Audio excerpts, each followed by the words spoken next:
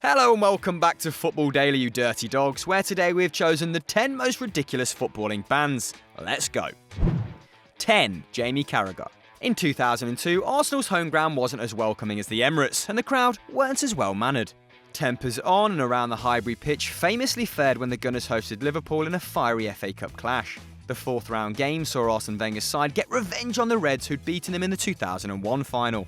Described as a real cup tie but not a dirty game by Arsene, the tone of the game was set in the second minute when Patrick Vieira and Steven Gerrard set up battle in midfield. And with treble the number of Reds and the number of goals, we tend to disagree with Wenger on this one. Martin Kieron had already made Arsenal a man short, and Robert Perez had been forced to limp off the pitch thanks to a tackle from Sami Hyypiä when goalscorer Dennis Bergkamp netted before he was part of the double red. For a stamp on Jamie Carragher, the Flying Dutchman became the second Arsenal player of the afternoon to be given his marching orders. But it was Liverpool's subsequent red card that really stoked the flames. The Highbury faithful had pelted the defender with coins, and he responded by picking up one and hurling it back into the stand. The coin was a solitary £1, but the violent conduct cost Carragher £40,000 in fines and his place in the England squad. 9. Eden Hazard. On the subject of ridiculous bans and outrageous dismissals, we move on now to Eden Hazard's clash with a Welsh teenager. During Chelsea's Capital One Cup semi-final clash against Swansea, Eden Hazard had an altercation with a 17-year-old ball boy. It was 0-0 at the Liberty Stadium, and the Belgians' patience had reached its limits when Charlie Morgan, son of club director Martin Morgan, lay over the ball to prevent the Blues regaining possession. After attempting to take the ball from under him, Hazard kicked out and unsurprisingly was shown red for violent conduct. The Blues star had to serve the usual 3-match ban, but escaped an extended sentence thanks to his quick apology, and, after all, it takes two to tango. That ball boy was an absolute dweeb. 8. Lee Bowyer and Kieron Dyer. While violence on the pitch isn't necessarily a rarity, it's a lot more shocking when it involves two players from the same team. Back in 2005, in a clash between Newcastle and Aston Villa, Lee Bowyer and Kieron Dyer were sent off for an on-pitch punch-up. Let's add some context. In April 2005, Graham Souness had taken over the Magpies and the club were flagging in 10th place, looking a long way off European football. After taking just 7 points in their 3 previous games, a home match against Villa gave them the chance to get back on winning form. So, when Newcastle went behind, frustration took its toll. With 10 minutes to go, Bowyer confronted his teammate Dyer for not passing the ball to him. When Dyer explained that the reason I don't pass to you is because you're Bowyer launched at his teammate, throwing 2 punches before Newcastle and Villa players were forced to separate the pair. Unsurprisingly, both were sent off and the scuffle continued in the changing room. Bowyer and Dyer's official punishment were a 4- and 3-match ban respectively, as well as a 6-week wage fine for Bowyer, who'd only gone to play one more game in Newcastle colours. 7. Paolo Di Canio. To say Paolo Di Canio is one of football's most controversial figures is somewhat of an understatement. For every moment of genius, a moment of scandal. And one of the most infamous moments came in a Sheffield Wednesday shirt, playing against Arsenal in 1998. The then 30-year-old had only been in England for a season, having moved from Scotland to Yorkshire for £4.2 million. Unsurprisingly, Di Canio was highly charged for the match against the classy but combative reigning champions, and after altercations with Patrick Vieira and Martin Keown, the fiery Italian was shown the red card by referee Paul Alcock. By this point, Di Canio had lost his head, pushing Alcock to the ground. The act sparked a huge bust-up between the Wednesday and Arsenal players before Keown was also given his marching orders. This act pretty much made Di Canio's exit from Hillsborough a given. The former Juventus and AC Milan player was given an 11-match ban by the FA and a £10,000 fine. After 6 months of calming down in his native Rome, Di Canio would seek pastures new at West Ham, where he'd go on to score almost 1 in 2 for the Hammers. 6. Gaza. Paul Gascoigne was running riot in the Scottish top flight in 1995-6, following an injury-laden stint in Italy.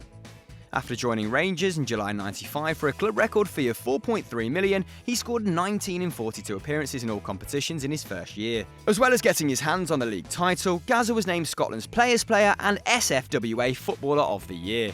Despite the overwhelming success, there were moments of controversy, but we can see the funny side of this one. During a 7-0 demolition of the Hibbies at Ibrox, the 28-year-old noticed the referee had dropped his yellow card on the turf. And, living up to his billing of class clown, Gascoigne booked the referee for his carelessness. The man in black, Doogie Smith, didn't see the funny side and put the forward in his book for his audacity. Unfortunately for Gaza and the Gers, it was his 10th yellow card of the season and resulted in a 2-match ban. 5. Vinnie Jones. Before Vinnie Jones had Hollywood roles like Sphinx and Bullet Tooth Tony, he'd already been accustomed to playing the villain as captain of Wimbledon's Crazy Gang. With 12 career red cards, the Welsh cap midfielder had a reputation for hard, late tackles and a unique man-marking technique. But the FA finally had enough of his mean machine routine in 1992 when he presented Soccer's Hard Men, a video featuring archive footage of him and other confirmed hard men in the beautiful game. For bringing the game into disrepute, Jones was fined £20,000 and given a 6-month playing ban. Harshly but fairly dubbed Mosquito Brain by the Wimbledon chairman, Jones went on to claim he'd taken violence off the terraces and onto the pitch. How virtuous of you, Vinnie. In reality, it was the paycheck from Hollywood. 4. Kevin Horlock.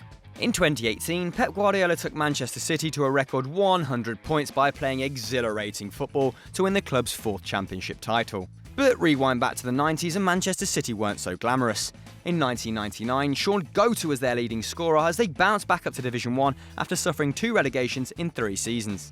Kevin Horlock, who went on to make 200 appearances for the Sky Blues, had been a key figure in their promotion-winning side. However, it wasn't his vital playoff goal or his current role as the Colchester Under-23s coach that forces his name into the football history books. No, he holds infamy for the bizarre circumstances that saw him suffer a 3-match ban.